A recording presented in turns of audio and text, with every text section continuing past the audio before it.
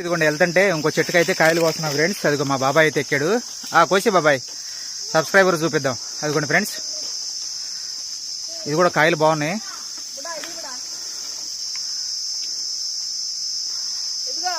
గడ వంగిపోవటం వల్ల కొంచెం అటు ఇటు ఆడుతుంది.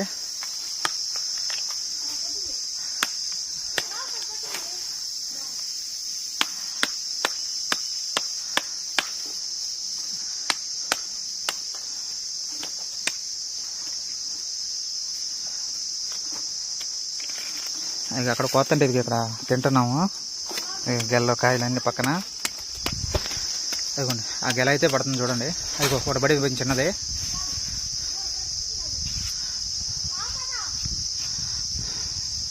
గోడవతలు కూడా పిల్లకాయలు ఉన్నారు. గెల అయితే కొత్తనా చూడండి. తప్పుకోకుండా తొందరగా